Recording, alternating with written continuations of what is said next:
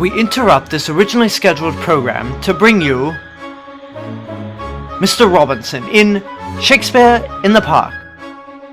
Doth mother know you weareth her drapes? And now back to our originally scheduled program. Thank you.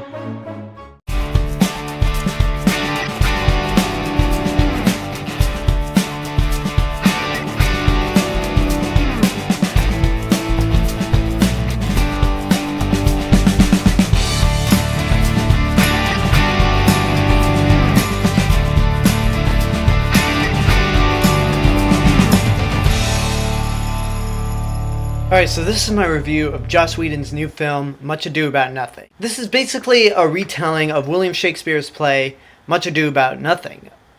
Yeah, the same name.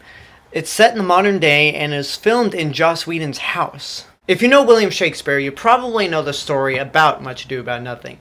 If not, then for this particular play, it's actually kind of hard for me to describe the plot.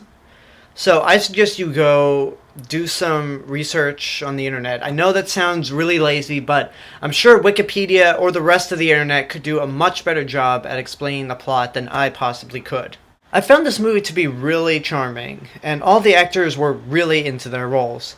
It features a lot of people that Joss Whedon has worked with in the past, and they all deliver really good performances. Amy Acker and Alexis Denisov, I hope that's how you pronounce his name, as Beatrice and Benedict, respectively, are the two actors that seem to understand the material out of the entire cast, but Nathan Fillion is possibly the funniest of the group. At the screening I was at, every time Nathan Fillion was on, he got the biggest laughs out of the whole cast, with the exception of one thing that Amy Acker does, which got the biggest laugh out of me. I admire the fact that Joss Whedon managed to make this whole film after filming and during post-production of The Avengers, and in 12 days of all the time in the world. That's part of the reason why I love this movie a little more than the story, because the language of William Shakespeare is hard to get into, which is probably my only complaint about the movie, and it's more of a nitpick, is that